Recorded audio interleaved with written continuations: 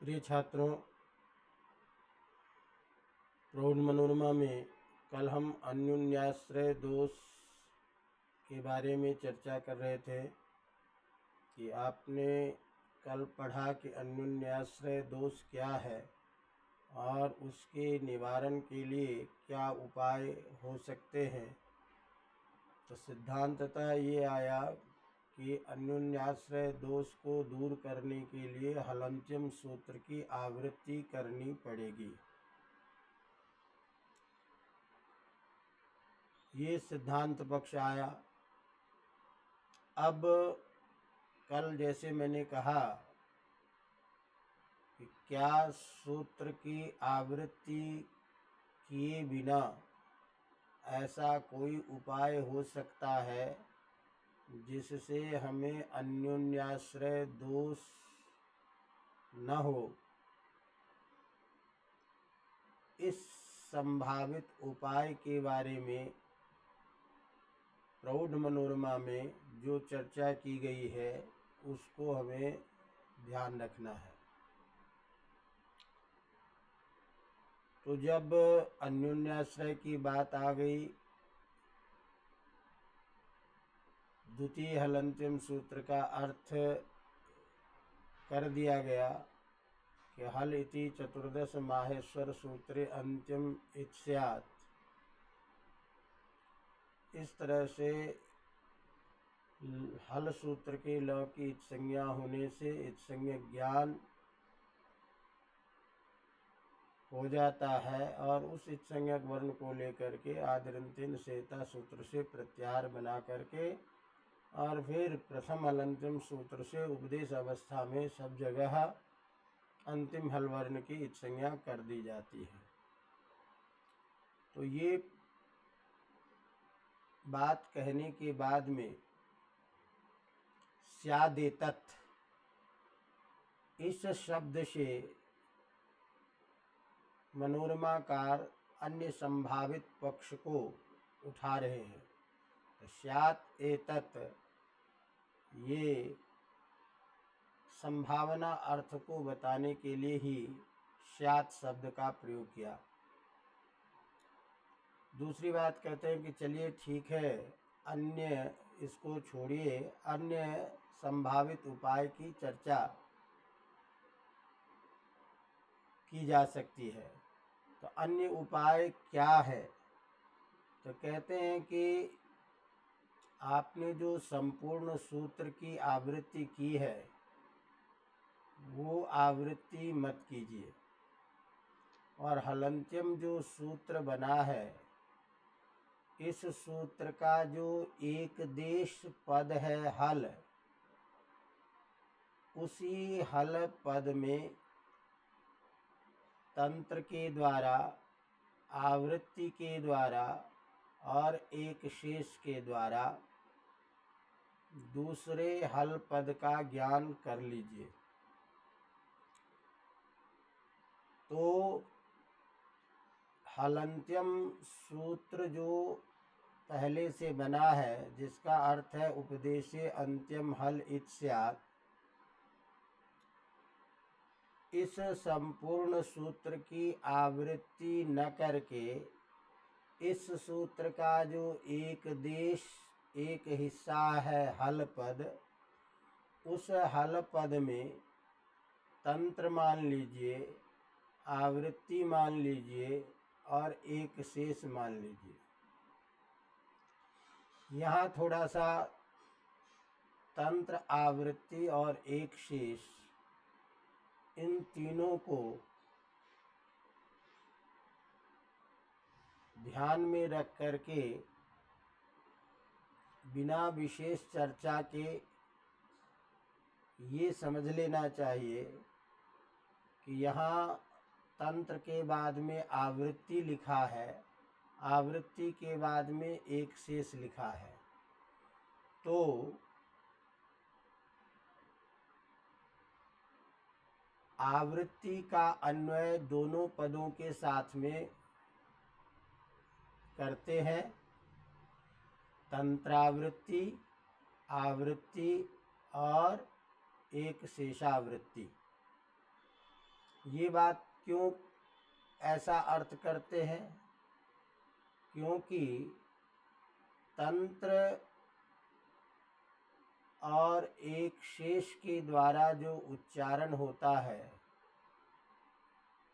उसका ज्ञान केवल वक्ता को ही हो सकता है।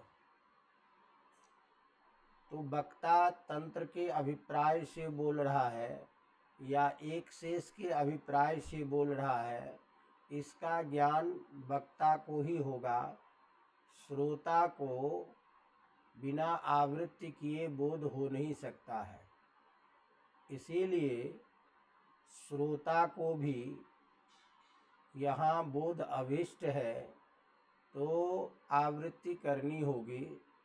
तो तंत्र की आवृत्ति, एक आवृत्ति और एक शेष, ये तीन पक्ष यहाँ रखे हैं।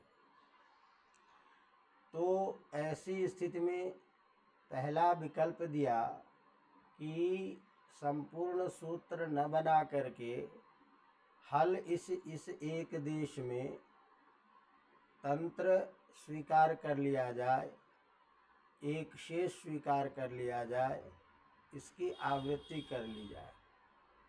तो तंत्र क्या चीज़ है?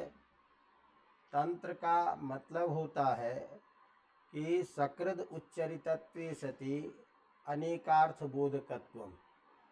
मैंने एक बार ही हम जिसका उच्चारण करें और एक बार उच्चारण करने से अन्य अर्थ की भी उपस्थिति जहाँ हो, उसे कहते हैं तंत्र। तंत्र वैसे दो प्रकार के होते हैं, शब्द तंत्र और अर्थ तंत्र।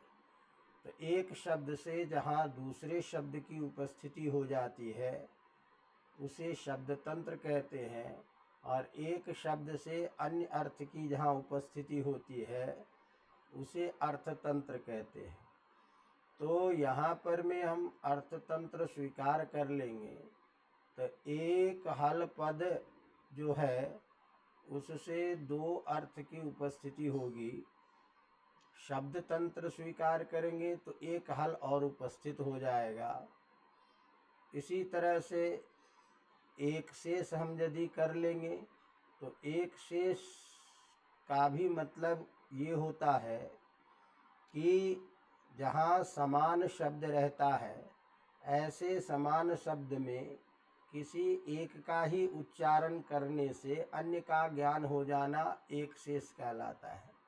जैसे हम दो समान शब्द राम राम है, इससे अविभक्ति करते हैं द्वित्व की विवक्षा में, तो समान रूप होने के कारण एक का एक शेष कर देते हैं, और जो शेष रहता है यह शिष्यते सलुप्यमानार्थाभिधायी, जो शेष रहता है वो लुप्त अर्थ का बोध कराता है।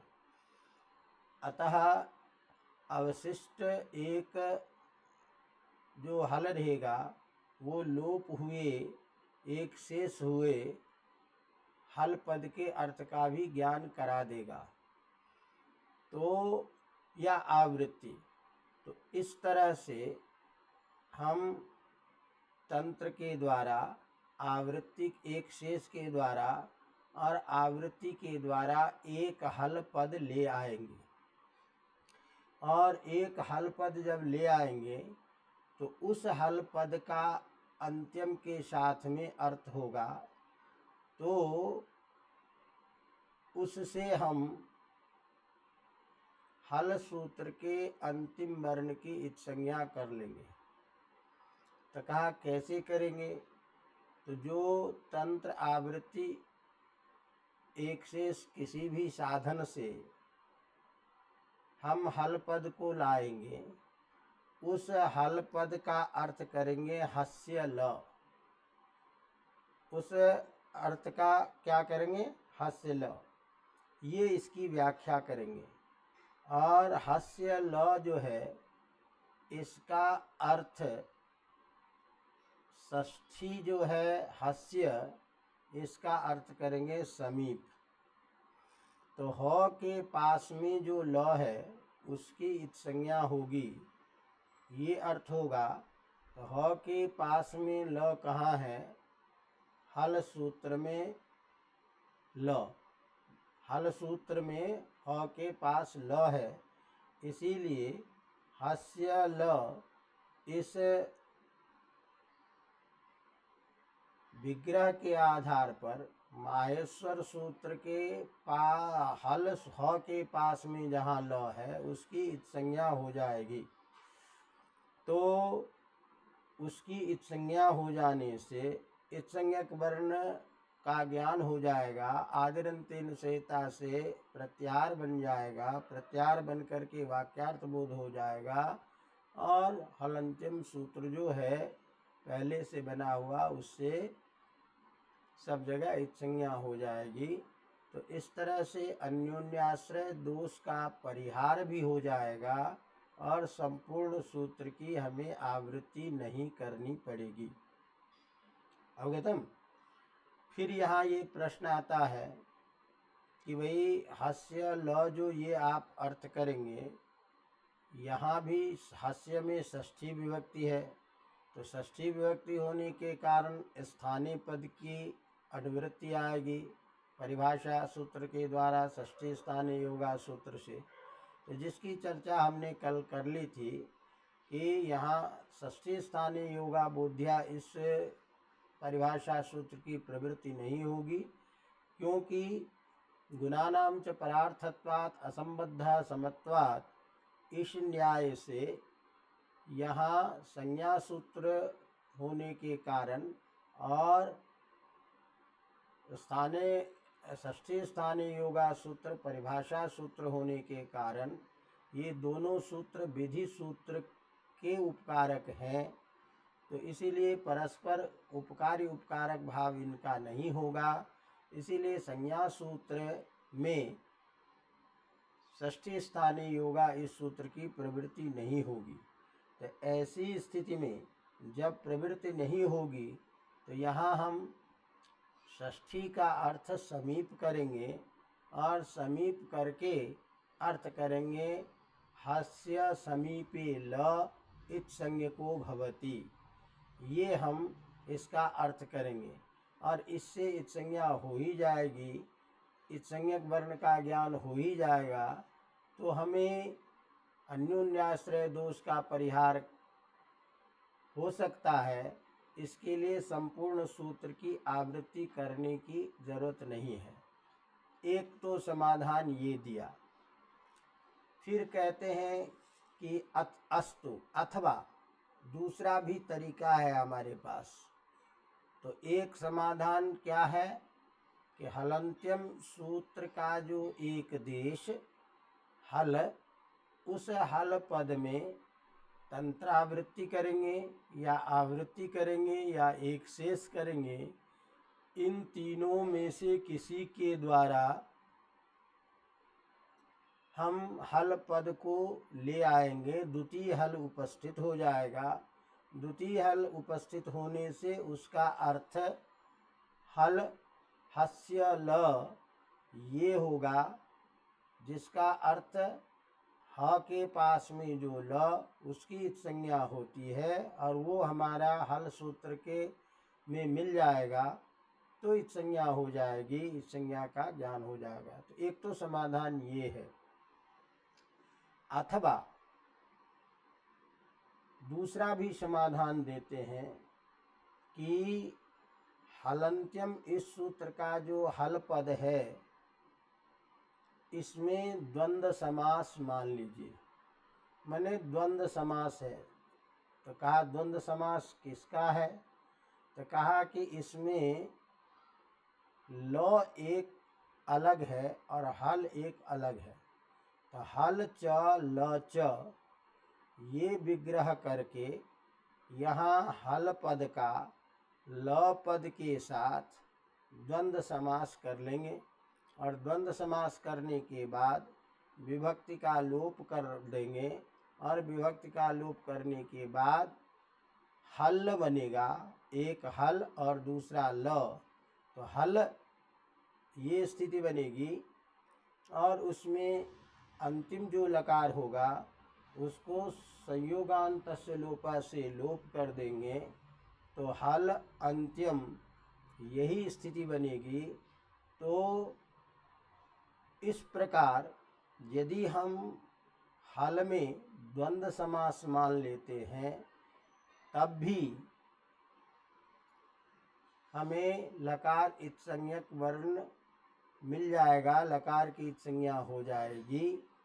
तो ऐसी स्थिति में ये दोनों पक्षों में से किसी पक्ष को स्वीकार करके संपूर्ण सूत्र की आवृत्ति न करके एक देश में ही तंत्रादि के द्वारा अथवा द्वंद्व समास मान करके द्वितीय लकार की इस संज्ञा का ज्ञान कर लेना चाहिए।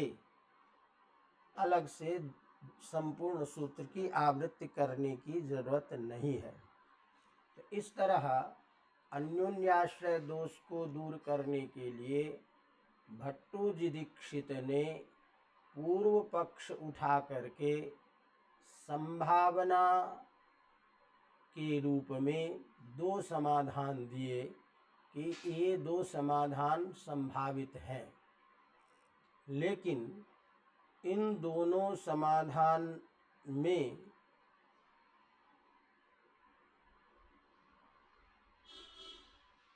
कुछ न कुछ अरुचि है, इन दोनों समाधानों में कुछ न कुछ दिक्कत है, इसीलिए इन दोनों समाधानों को स्वीकार करना ठीक नहीं है। अवगतम? तो इसलिए प्रौढ़ मनोरमा के मूल में लिखते हैं स्यादेतत्, पूर्व से स्यादेतत् अन्य संभावित पक्ष क्या है? तो कहते हैं हलित्येक देशस्येव तंत्रावृत्त्येक शेषान्यतमस्तु। हल इस हलंत्यम इस सूत्र के एक देश में, तंत्र आवृत्ति एक शेष, इन सब में से किसी एक से हल पद का ज्ञान कर लीजिए और उसका अर्थ करेंगे हस्य ल इति च व्याख्यास्यते। ह का जो ल ये इसकी व्याख्या करेंगे। ह का ल इसका क्या मतलब? तो षष्ठ्याः सामीप्यम अर्थः, यहाँ जो षष्ठी है उसका अर्थ सामीप्य कर लेंगे। तो सामीप्य अर्थ करने से अर्थ हो जाएगा ह समीपे ल। यदवा मास्तु तंत्रादि, तंत्रादि मत कीजिए, छोड़ दीजिए। अस्तु समाहार द्वंद्वो हल च ल च इति, द्वंद्व समाहार कर लीजिए, समाहार द्वंद्व समास मान लीजिए और इसको हम हल च ल च ये विग्रह करेंगे और हल में जो डबल लकार रहेगा उसका हम लोप कर लेंगे संयोगांत से लोप इस सूत्र से। अवगतम? तो ये दो पक्ष उठाया और इस दो पक्ष उठा करके कहता है लकार से संयोगांत लोप इति चेत, लकार का संयोगांत से लोप से हम लोप कर लेंगे। इस तरह से यदि ऐसा दोनों पक्ष आप रखते हैं तो ये दोनों पक्ष ठीक नहीं है। इन दोनों पक्षों में कोई पक्ष ठीक नहीं है। कहा क्यों ठीक नहीं है भाई? तो कहता है कि प्रथम पक्ष जो आपने रखा कि हम तंत्रावृत्ति एक शेष के द्वारा हल पद को ले आएंगे और उसका अर्थ करेंगे हस्य ल और षष्ठी का अर्थ करेंगे सामीप्य, तो ये अर्थ करना ठीक नहीं है। कहा क्यों ठीक नहीं है? क्योंकि षष्ठी का अर्थ कभी भी कहीं भी सामीप्य अर्थ नहीं देखा गया है। षष्ठी का अर्थ सामीप्य कहीं होता ही नहीं है। तो जब षष्ठी का अर्थ सामीप्य होता ही नहीं है तो हस्य ल इसका अर्थ हस्य समीपे ल आप कैसे करेंगे? तो इसीलिए ये समास करना क्लिष्ट है। अवगतम? कहा क्यों क्लिष्ट है? क्योंकि जैसे हम ब्राह्मणस्य कम्बलः ये बोलते हैं, तो ब्राह्मणस्य कम्बलः ये कहने पर बिना किसी साधन के ही, बिना किसी प्रकरण के भी स्वस्वामी भावादि की प्रतीति होती है। लेकिन कहीं भी अनंतर या समीप शब्द के प्रयोग के बिना समीप अर्थ की प्रवृत्ति नहीं, अर्थ का बोध नहीं होता है। कभी भी हम ब्राह्मणस्य कम्बलः बोलेंगे तो ब्राह्मण का कंबल यही अर्थ बोध होगा। ब्राह्मण कंबल का स्वामी ब्राह्मण है, यही बोध होगा।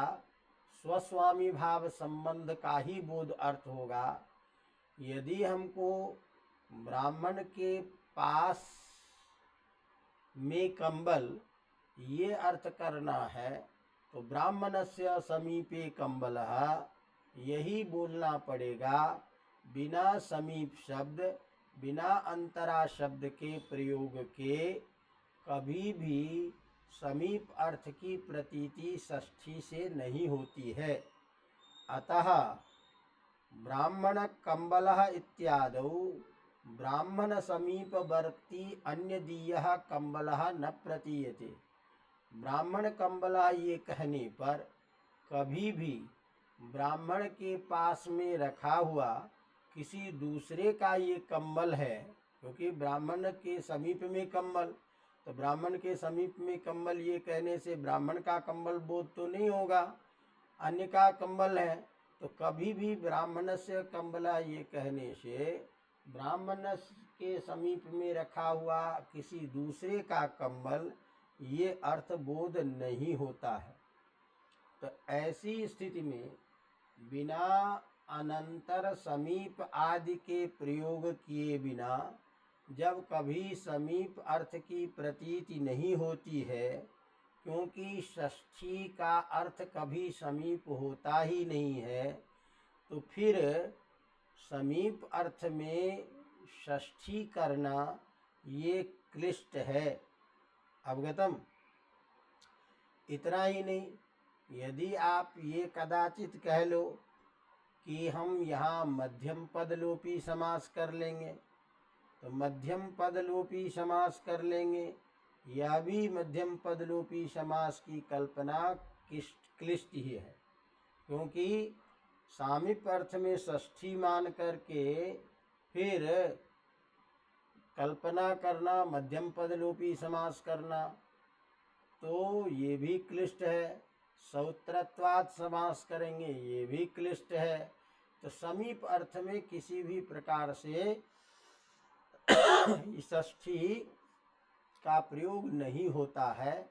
अतः आप तंत आदि के द्वारा हल पद को ला करके हस्य ल ये विग्रह करके ह समीपे ल इत्संज्ञको भवति ये अर्थ जो करना चाहते हैं वो अर्थ नहीं होगा।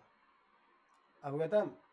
इसी बात को मूल में लिखते हैं आद्य, मैंने प्रथम पक्ष जो आपने रखा कि तंत्रावृत्तिक शेषान्यतमस्तु, इस प्रथम पक्ष में समासस्य क्लिष्टत्वात् समास करना अत्यंत क्लिष्ट है।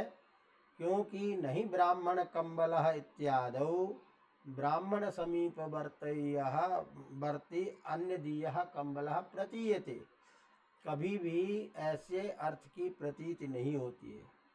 नवा दूसरा भी समाधान दे रहे हैं कि चित्रगु शब्दात् चित्रगवीनां समीपवर्ती वृक्षादि प्रतीयते। चित्रगु शब्द जब हम बोलते हैं तो चित्रागावो यस्य, इस अर्थ में चितकबरी गाय है जिसके, उस स्वामी का ही बोध होता है। तो ऐसी स्थिति में चित्रगवी के समीप में कभी भी वृक्ष आदि की प्रतीति नहीं होती है। तो चित्रागावो चित्रगु शब्दात, चित्रगु शब्द से षष्ठी समास होने से कभी भी यहाँ चित्रगवी के पास में वृक्षादि की प्रतीति नहीं होती। और मान लो चितकबरी गाय है वृक्ष के पास में, तो तब हम चित्रगु बोलें तो षष्ठी का अर्थ समीप हो जाएगा। तो चित्रगु चित्रागावो यस्य समीपे, वृक्ष के समीप में, ऐसे वृक्ष की प्रतीति कभी होनी चाहिए, लेकिन कभी भी वृक्ष की प्रतीति नहीं होती है। अतः चित्रगु शब्द से चित्रगेवी के समीप में वृक्ष, इस अर्थ की प्रतीति कभी भी नहीं होती है। तस्मात् ऐसी स्थिति में जब कभी भी षष्ठी का अर्थ सामीप्य नहीं माना जा सकता, तो इस तरह से विग्रह करना ठीक नहीं है। अवगतम। तो ये प्रथम पक्ष में दोष देते हुए कहते हैं कि ये स्थिति है। दूसरी बात क्या है कि हास्य ल, ऐसी व्याख्या करके आप ह समीपवर्ती ल, ऐसा अर्थ इसलिए भी नहीं कह सकते क्योंकि भाष्यकार ने अस्तेर भूहु, यहाँ अस्तेह, इसमें षष्ठी विभक्ति का क्या अर्थ है, इसकी व्याख्या करते हुए स्वयं प्रश्न करते हैं कि अस्तेह अनंतरे समीपे वा, अर्थात अस्ति के अनंतर या समीप में भू आदेश हो। भाष्यकार के इस संदेह परक भाष्य से यही अर्थ होता है कि षष्ठी का अर्थ अनंतर या समीप होता है, अन्यथा भाष्यकार ऐसी व्याख्या नहीं करते अस्तेः अंतरे समीपे वा। इसीलिए भाष्यकार के इस तरह के प्रश्न के द्वारा ये ज्ञात होता है कि षष्ठी का अर्थ सामीप्य है, ऐसी आशंका की। तो जब भाष्यकार ने इस तरह की आशंका करते हैं तो इसका मतलब षष्ठी का अर्थ अनंतर या समीप होता है, तो यहाँ भी मान लेने में कोई दिक्कत नहीं है। तो उसके लिए कहते हैं कि नहीं, यहाँ भाष्यकार केवल आशंका व्यक्त करते हैं, वो सिद्धांत वाक्य नहीं है। तो इसीलिए भाष्यकार ने जो अस्ते अनंतरे समीपे वा यह कहा, अनंतर इत्यादि अध्यार करके जो प्रश्न किया उसका अर्थ भिन्न है। अनंतर निरूपित जो संबंध निवर्तक भाव, उसकी वाचिका अस्तेह में षष्ठी है। इस अभिप्राय से भाष्यकार ने प्रश्न किया है।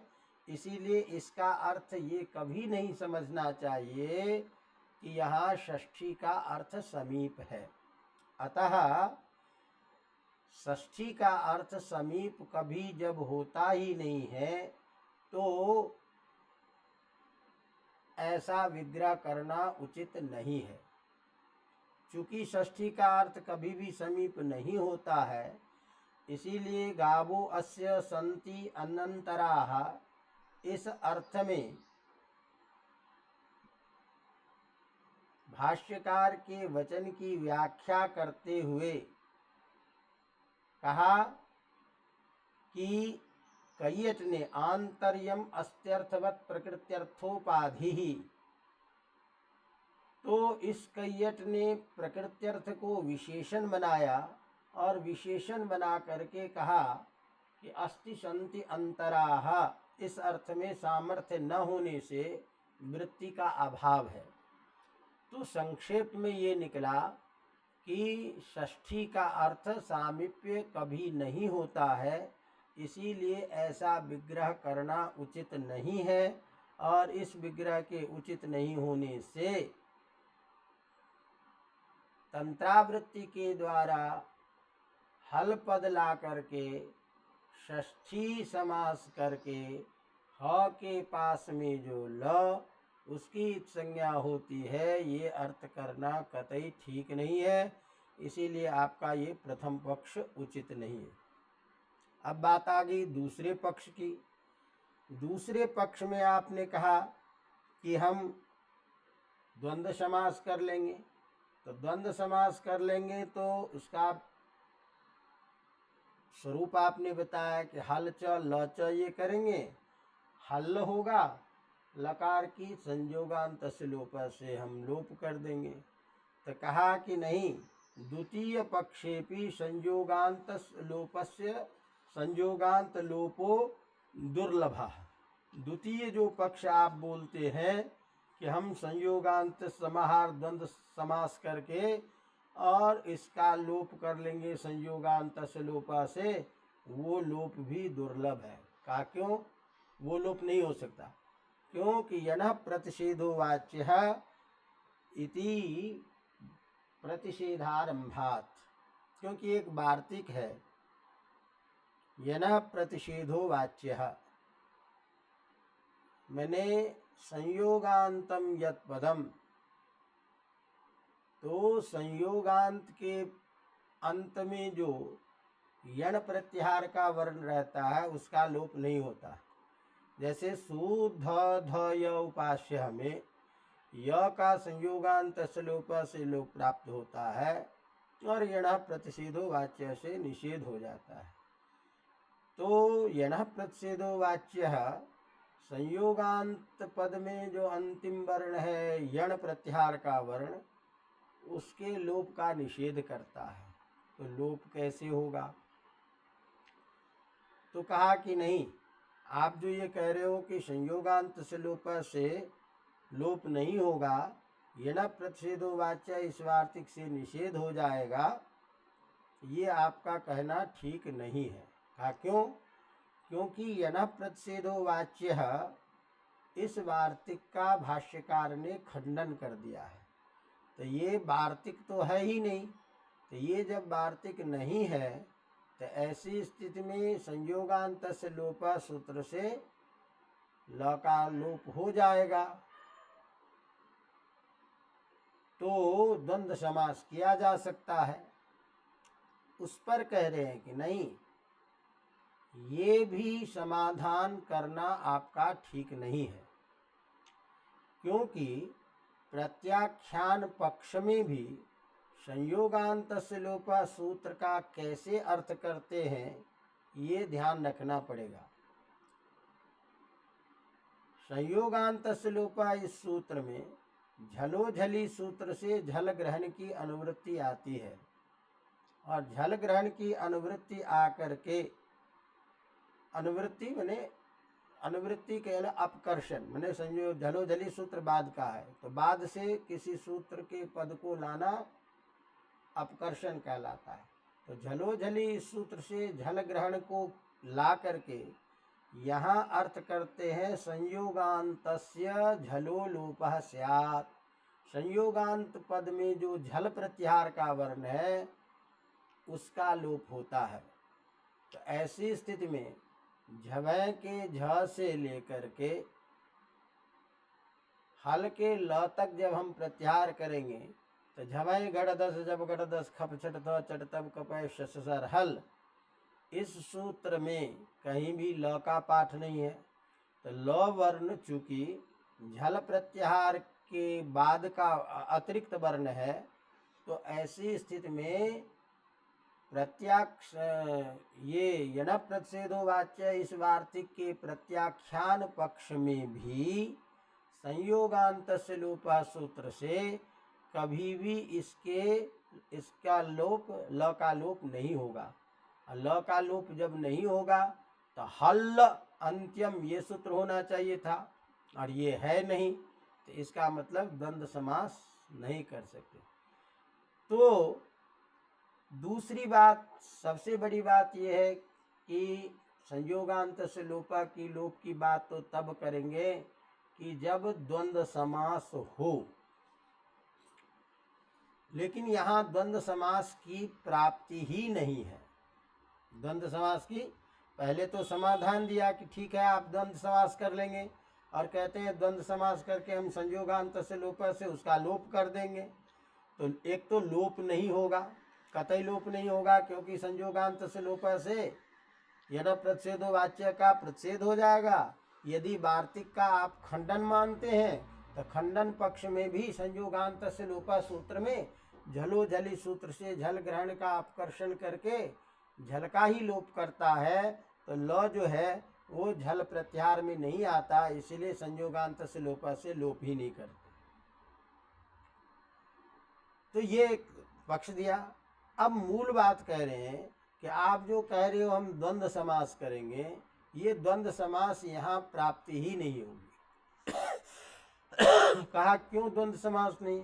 तो कहा कि द्वंद्व समास जो होता है वो सह विवक्षा में होता है। द्वंद्व समास जो होता है वो सह विवक्षा में होता है, क्योंकि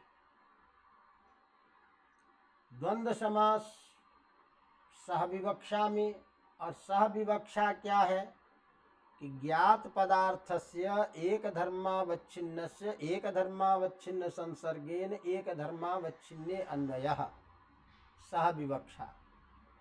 अर्थात ज्ञात जो कोई पदार्थ है उस ज्ञात पदार्थों में एक धर्म से युक्त जो पदा है उसका दूसरे पदार्थ ज्ञात पदार्थ के साथ अन्वय हो करके किसी एक धर्म में दोनों का अन्वय होने पर ही द्वंद्व समास होता है। मतलब ये समझो सीधा सीधा कि दो ज्ञात पदार्थ जो है उसका जब हम किसी एक क्रिया में अन्वय करते हैं तभी द्वंद्व समास होता है। जैसे मान लो हम धव खदिरौ छिंदी, तो यहाँ एक पदार्थ धव पदार्थ है जो ज्ञात है, एक पदार्थ खदिर है जिसका अर्थ ज्ञान है ज्ञात है, और इन दोनों पदार्थों का एक धर्मावच्छिन्न जो छिंदिक क्रिया है उसमें हम अन्वय करते हैं। तो दो ज्ञात पदार्थों का अन्वय जहाँ करते हैं, सह विवक्षा जहाँ होती है, वहीं द्वंद्व समास होता है। अब यहाँ अभी वर्तमान क्या है कि पदार्थ बोध के बिना वाक्यार्थ बोध होता नहीं है। तो हल पदार्थ का अभी तो ज्ञान है ही नहीं हमको कि हल पदार्थ क्या चीज़ है। तो हलंत्यम इस सूत्र में चूंकि हल पदार्थ का ज्ञान नहीं था, अन्योन्याश्रय दोष हो रहा था, और उसी अन्योन्याश्रय दोष के परिहार के लिए हम यत्न कर रहे हैं, समाहार द्वंद्व रूप यत्न अभी करने जा रहे हैं। तो हल पदार्थ तो अभी क्या चीज़ है वो अप्रसिद्ध है, हल पदार्थ अभी ज्ञात ही नहीं है। तो तद ज्ञानाभावे उस हल पदार्थ के ज्ञान के अभाव में केवल लौ के ज्ञान मात्र होने से सह विवक्षा नहीं है, क्योंकि हल पदार्थ यदि ज्ञात होता तब तो हल पदार्थ का लौ पदार्थ के साथ में सह विवक्षा करके द्वंद्व हो सकता था। अभी तो हमारी समस्या क्या थी कि हल का ज्ञान करने के लिए हम सारा प्रयास कर रहे हैं, हल पदार्थ हमारे पास अप्रसिद्ध है अभी। तो हल पदार्थ जब का ज्ञात है ही नहीं, तो ज्ञात पदार्थ का ही दूसरे ज्ञात पदार्थ के साथ में अन्वय होना और उसका एक धर्मावच्छिन्न क्रिया में अन्वय जैसे धवखंद्रो छिंदू में होता है, तो वही द्वंद्व होता है। तो ऐसी स्थिति में हल च ल च यहाँ पर में हल पदार्थ के अज्ञात होने के कारण द्वंद्व ही नहीं होगी, सह विवक्षा नहीं होने के कारण। तो सह विवक्षा नहीं है, इसीलिए द्वंद्व समास की स्थिति ही नहीं बन रही है। तो आप कह रहे हो कि अथवा अस्तु समाहार द्वंद्वः अथवा समाहार द्वंद्व मान लीजिए, ये कहना ठीक नहीं है। अब यदि कोई यहाँ प्रश्न के रूप में कहे कि भाई देखिए, आप कह रहे हो कि यहाँ सहविवक्षा नहीं है, इसीलिए द्वंद्व नहीं होगा। हम कह रहे हैं कि एक सूत्र है हमारे पास, आद्यंतो टकितो। यहाँ पर आद्यंत पदार्थ जो है उन दोनों में सहविवक्षा का अभाव है, और सहविवक्षा के अभाव होने से वाक्यार्थ बोध नहीं होता है, क्योंकि जो क्रम है आदि पदार्थ का तित पदार्थ में, अंत पदार्थ का कित पदार्थ में अन्वय होने पर भी आद्यंत समुदाय का एक धर्मावच्छिन्न टित कित में अन्वय नहीं होता है। तो सहविवक्षा नहीं है, फिर भी आद्यंतो टकितो में द्वंद्व समास किया गया है। ऐसी स्थिति में आद्यंतो टकितो इस सूत्र में जो द्वंद्व समास किया गया है, जैसे उसी तरह हम यहाँ भी द्वंद्व समास मान लेंगे तो द्वंद्व समास की साधुता हो जाएगी, ऐसी आशंका किसी ने की तो उसके लिए कहते हैं कि नहीं, ये कहना भी ठीक नहीं है। कारण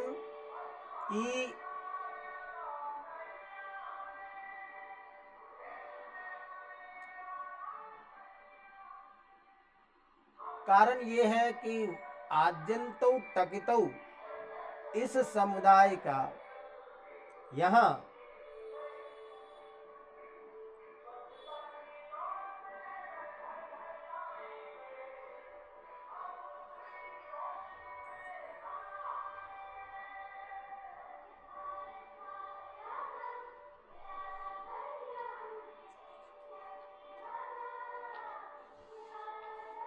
व्यवधान है, कुछ आवाज आ रही है बाहर से।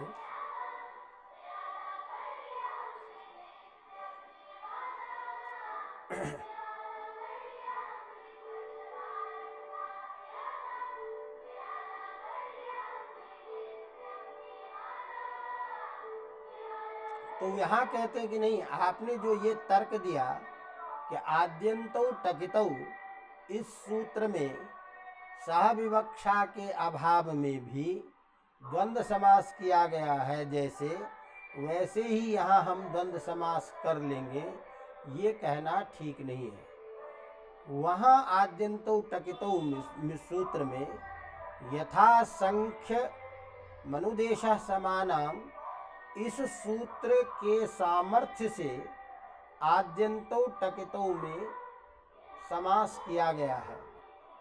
तो वहाँ सूत्र विशेष के प्रमाण से आद्यंत समुदाय का टित कित पदार्थ का यथासंख्य अन्वय विधान किया गया है। अतः इस सूत्र के सामर्थ्य से साहित्यावच्छिन्न जो है उसका अन्वय मात्र से सहविवक्षा स्वीकार कर लिया जाता है, किंतु हल पदार्थ में ऐसा स्वीकार करने में कोई प्रमाण नहीं है। अतः किसी विशेष प्रमाण के द्वारा आद्यंतो टकितो में सामान्य सहविवक्षा मान करके द्वंद्व समास स्वीकार किए गए को उदाहरण बना करके यहाँ द्वंद्व समास बताना ये उचित नहीं है। वस्तुतः यहाँ द्वंद्व समास संभव नहीं है, क्योंकि सहविवक्षा नहीं है। आद्यंतो टकितो में यथासंख्यमनुदेश समानम इस सूत्र के सामर्थ्य से सामान्य सहविवक्षा मान करके सूत्र प्रामाण्य के बल से वहाँ समास स्वीकार किया गया है। ऐसा कोई यहाँ प्रमाण नहीं है जिस प्रमाण के बल पर हम ये कह सकते हैं कि सामान्य सहविवक्षा में भी यहाँ द्वंद्व समास हो। इस प्रकार आपने जो आवृत्ति संपूर्ण सूत्र की आवृत्ति को छोड़कर हलंत्यम सूत्र के एक देश की तंत्र आवृत्ति एक शेष के द्वारा हल पद को ला करके अन्योन्याश्रय दोष का परिहार करना चाहते हैं, न तो वो पक्ष ठीक है और न ही हल पद में द्वंद्व समास करके दूसरे इस हल सूत्र के ल की इत संज्ञा करना संभव है। तस्मात् दोनों पक्ष ठीक नहीं होने के कारण संपूर्ण सूत्र की आवृत्ति किए बिना अन्योन्याश्रय दोष का परिहार नहीं हो सकता। अतः अन्योन्याश्रय दोष को दूर करने के लिए हलंत्यम सूत्र की आवृत्ति ही एकमात्र साधन है।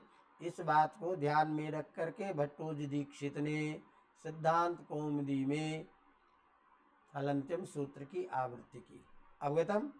तो इस तरह संभावित जो पक्ष है कि प्रथम जो बने हुए सूत्र है उसी सूत्र के एक देश हल पद में तंत्र आवृत्ति के द्वारा अथवा द्वंद्व समास मान करके हम हल पदार्थ का ज्ञान कर लेंगे और उस हल पदार्थ के द्वारा हल सूत्र के ल की संज्ञा कर लेंगे।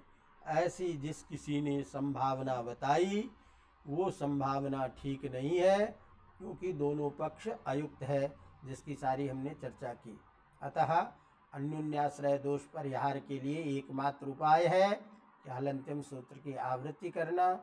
इस तरह से आप लोगों के लिए जितना आवश्यक है प्रौढ़ मनोन्माद ग्रंथ का अध्ययन परीक्षा की दृष्टि से वो हमने सारी बातें बताई।